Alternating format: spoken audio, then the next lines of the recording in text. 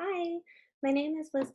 I came on yesterday and I shared a video about my daughter Liza, who was born and had a stroke either in utero or directly after being born, or in those first early hours. So yesterday I kind of gave a little intro into what happened and what we saw those first couple days. Today I designed this video to be more of a slideshow so that you have that opportunity to see what we saw and what we experienced in the journey with Liza. So I am going to just go ahead and flip through her slideshow and what we were going through at that time. Okay.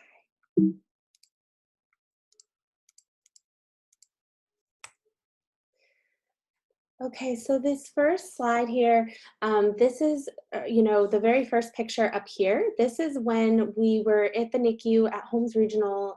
We live in Central Florida. So we were in, this was the regular NICU at the hospital in which she was born. She had originally gone to the NICU, and you can see here that she's connected because she was having some breathing difficulty when she was first born. She was born 3 weeks early on 37 weeks, so she did have some trouble breathing and clearing some fluid from her lungs. It's generally a fairly common complication, and so the doctors really weren't concerned at that point with that issue, and she cleared needing help with the breathing after really like 12 to 24 hours. I believe it was closer to the 12 hours, although at this point it all kind of runs together. So at that point, she was doing well. I remember calling and checking on her, and they told me they took her off the tubes, and I was able to go ahead and go see her and hold her for the first time. So everything was pretty uneventful at that point. She was progressing really well. This second picture, this is early morning, the day before the day of leaving. So we were planning on discharging. Our discharge was scheduled for around 11 o'clock. We were going to be discharging home together. We were super excited. And she just looked so sweet. And this was when I was feeding her that morning. This was just before we discovered the seizures. So then the bottom picture there is a picture of her having seizures. This was immediately following finding them. So I had fed her that morning, like I described in the first video.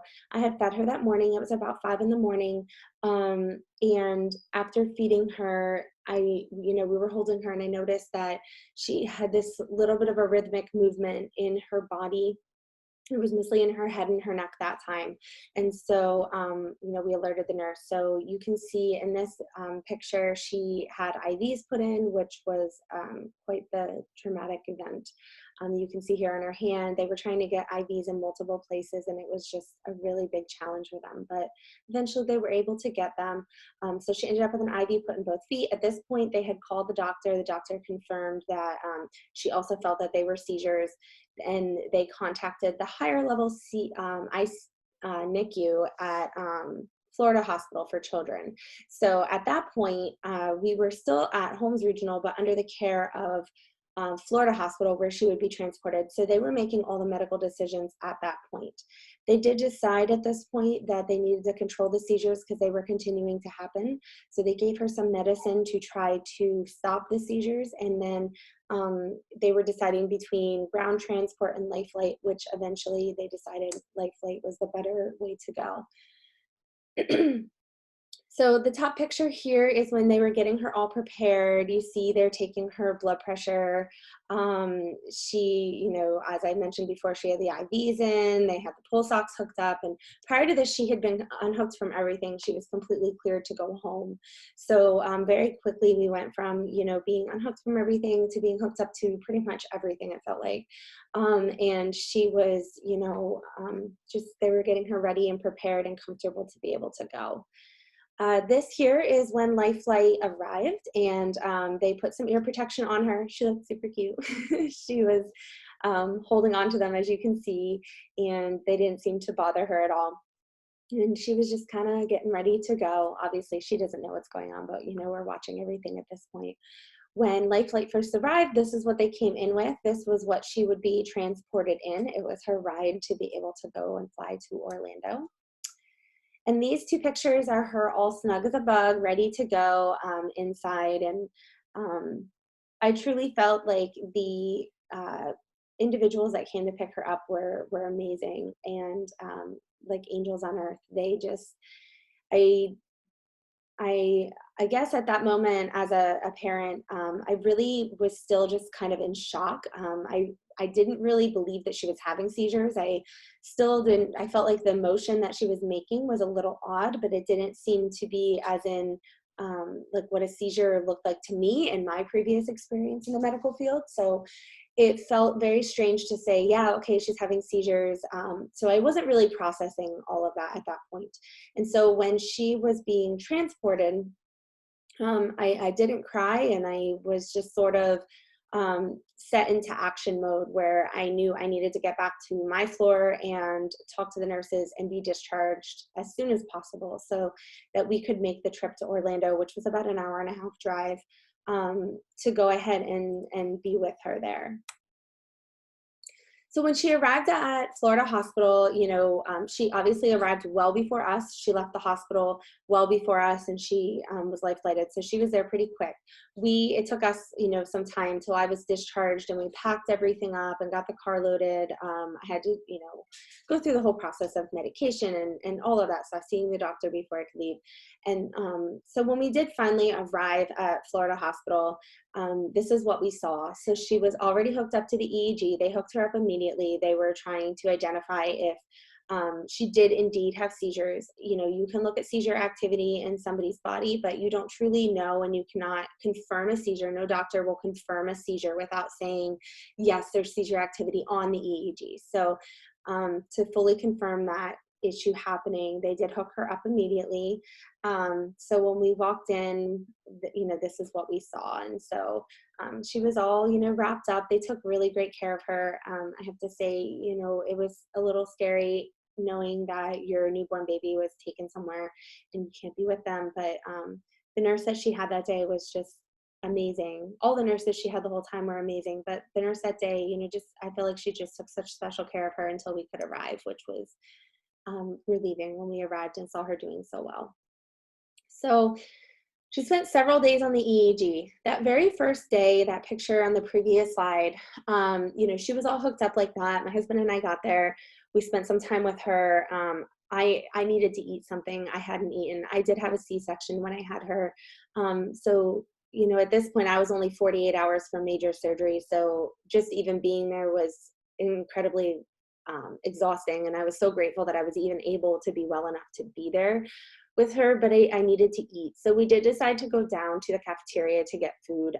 I was nursing her, so I needed to make sure I was eating well and keeping up my milk production so that I could help provide her the one thing that as her mom I could give her to try to keep her as healthy as possible despite all of this going on. So we went down to eat. We were only down there maybe a couple minutes, and my phone rang, and it was the nurse. And so they called us to let us know that the neurologist had arrived, and the neurologist wanted us to come back up right away so that we could talk to her. So to explain to you how much in denial we were at this point, I was just like, oh, okay, the neurologist wants to meet us. Great. So let's go upstairs and meet her. Not at any moment did I think that that was a negative thing, that she wanted to see us. As soon as we got upstairs, she immediately told us that she is indeed having seizures, and that it was confirmed on the EEG. So it only took a few hours, despite the fact that she was given medication to stop them. It only took a few hours for them to show back up on the EEG. So they needed to give her some more doses of medicine. And this is when the whole medicine trial began, which was kind of a whole dramatic thing the entire time that we were there to try to get her to a point of being stable. So they started out with one med. They gave a large amount, and that was meant to kind of get it in her system, because there is what they call a long half-life, which is how long the medication lasts in her system. So in between doses, it's not like you take a dose and then It works immediately and it's just like in your system, and then it wears off like Tylenol. It has this half-life. So a certain portion of the med goes in your system and works right away, and the other portion takes time to, and it slowly eases its way out of the system. So that gives somebody with seizures, that gives her that opportunity to continue to fight off the seizures in between doses. So they were giving her a large dose to kind of ramp her up and get her levels up high. And then they were going to be giving her her regular doses that she'd be getting every 12 hours. So they had her on one med. Then they continued to see seizure activity. So they added another medication. Then they continued to see seizure activity. So we ended up having to add in a third med. And at this point, things were starting to get a little scary. The doctor, was definitely super concerned. She said that, our goal was always to put her on these meds, get the seizures under control, and eventually wean her off of the meds. But as the doctor said to us when we added that third med, that at that point, we were reducing the risk, or we were reducing the opportunity to be able to take her off the meds. The more medication, the higher doses and the more medication required to control the seizures, the lower, the less ability to be able to wean her off successfully. And that's just based on clinical trials and things that, the doctor has seen in her experience. So, the more that we were unable to control those seizures, the scarier things were getting. And she was just expressing to us that, the concern over what she was seeing on the EEG, and that there was a lot of abnormal activity, which was a very scary time. So she spent several days on the EEG. At this point, we had no idea what was causing the seizures. We did not know that she had had a stroke. All we knew is that she was having seizures, and they were expecting that she possibly had a stroke, because it is something that can cause seizures in an infant. So at this point, the only way to confirm that she had a stroke and that was the cause of the seizures was to have an MRI. Unfortunately, she couldn't have an MRI for several days because she just wasn't stable enough. So she spent several days on the EEG. I just put in these pictures because she just looks so sweet in her little cheeks. The cap that they had on her kind of pushed her cheeks forward, but it just made her look so sweet. The last picture I put down about how I was dying to see her hair. She just had the sweetest full head of dark hair, and I was just dying to be able to see that hair. I needed the EEG removed so badly, but we did go several days with that on. So eventually what they did, they took off the EEG for a brief time. They felt that she was stable enough to take it off and send her for the MRI. So they did go ahead and take it off. They sent her for the MRI. They brought her back and they put the EEG right back on for several more days. I can't remember exactly how long that EEG was on. It just felt like it was on forever. This, I don't know if this exact picture was the first time I got to hold her, but I can tell you, and I put this in here because I know I'm holding her, and I can remember the first time I got to hold her. I didn't hold her for, I would say, probably like 24 to 36 hours when we arrived to this NICU. I didn't even know that I was able to hold her. She looked so fragile. She was hooked up to everything. We just had wires everywhere. The cap on her head, which had multiple wires coming out of it that had her connected to the computer, and that was the EEG. The EEG was also hooked up. It was a video EEG. So basically what they did was they had the wires hooked up to her head, and then anytime there was abnormal activity, this camera was on her at all times, so that the people that are sitting in front of these screens they get this alert, like she's having the abnormal activity, and then they're able to, take a look at the camera and see on the picture, is she showing any activity with her body that corresponds with what's going on in her brain. So I felt like I really couldn't hold her at that point because she was, on the camera and all of that stuff. So I will never forget the nurse that came in and she said, do you want to hold her? And I was like, of course I want to hold her, but I didn't think I could. And she's like, yeah, we can do it. And, it was a lot of work, and it took several nurses to get to the point where I was able to hold her. But I was able to, and it was amazing getting to snuggle with her even for a short period of time. This picture down here is the very first picture that we have of all of us together. When she was born, she was kind of whisked away from the OR, and I wasn't able to go with her or be with her. My husband went to be with her. And then it was kind of in and out. She was in the NICU, and my husband and I have two boys. And so we were alternating it. Like he was with the boys at home at night and things like that. So it was several days until we were able to actually be with Liza together and be holding her, which was amazing.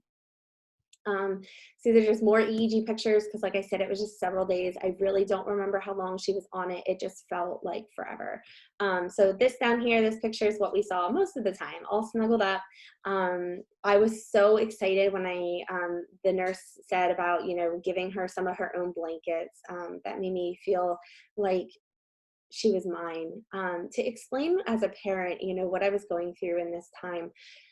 People would come in and say, "Oh, congratulations, congratulations." And it just felt like the strangest thing to have somebody come in and say congratulations when this was a situation that I was dealing with. So I just felt really overwhelmed with that and how to deal with those emotions, which I'm going to go into a little bit more in another day when I do a whole series on the perspective of being a mom in this situation. Here's some more snuggle time with Liza with her favorite blanket with her name. And our first family picture, it took, again, a while till we finally had a family picture. This was the boys' first time getting to see her. Please don't mind their hair. Their hair needed to be done. And we got it cut shortly after that. Jake usually styles his hair. My son here in the front, he usually would swipe it to the side. For whatever reason this day, he decided not to, and it looks very interesting. But in this time, obviously their hair wasn't our primary concern. But I look back on our first family picture, it makes me laugh. And here she is, you can see just how sweet she always looked. She was just so adorable. So when they finally decided to take off the EEG, we got a chance to see what was going on underneath there. So this is what the EEG looked like underneath. Basically, they took a bunch of goo, and you'll see a picture of the goo on the next page, and they would put it on the little electrode, and then they put the electrode on her head. I am not sure how many electrodes there were. It was, I believe, around 25 or 30. And if you just imagine an infant's head and 25 to 30 little electrodes and wires, it was just crazy overwhelming. And then there's also they put the patches here, which were also measuring at the same time. So those were also part of the EEG. And so prior to this, we just had the net cap like this in picture up here, and when you remove that, this is what you would see underneath. So when they finally took off the EEG, this is what she looked like. You can see the goo here. Oh, the goo is like all over in her hair, and it was just crazy. But you can see how sweet she looked. I didn't chat much about the feeding tube, but she did have a feeding tube put in during this time, in this process. You can see it here. I really wasn't thrilled that she had to have that put in, but they felt that she was going to need that for several weeks to get her to a point where she was able to feed on her own. And again, I'm going to go into feeding a little more in the next video, actually. But this was our step one. This was our step one. When they removed the EEG, this meant that she was stable. So we had many other bumps in the road that we were going to have to overcome before we could take her home. But this meant the seizures themselves were finally going to be stable. And so this picture down here, we had just bathed her. You can see I put some cleanish hair because her hair still wasn't totally clean, but it was getting better. It took several baths to finally get there. In this picture, I just think she looks so peaceful. She's finally resting comfortably. The EEG is been removed. She had her bath. She's got her nice little hat on, and she's just totally exhausted. So this is video 2. I'm going to stop here. At this point, we did find out that she had a stroke. She was having the seizures, and she did have a stroke. It was confirmed with the MRI. In upcoming videos, I'm going to talk about our journey after this point. So, we had our answer, but we didn't have the answer as to why she had the stroke. We needed further testing. We didn't have the answer as to when she could go home. We weren't sure how feeding was going to go. That was our next big battle and hurdle to kind of overcome at this point. But at this point, my baby girl is stable, and we finally felt like maybe we could breathe just a little bit. So thank you so much for watching. I'm going to stop here because the video is getting kind of long, but the next video will be posted sometime in the next couple days, and we'll continue our story and our journey of what we went through. Thank you so much for popping in and watching.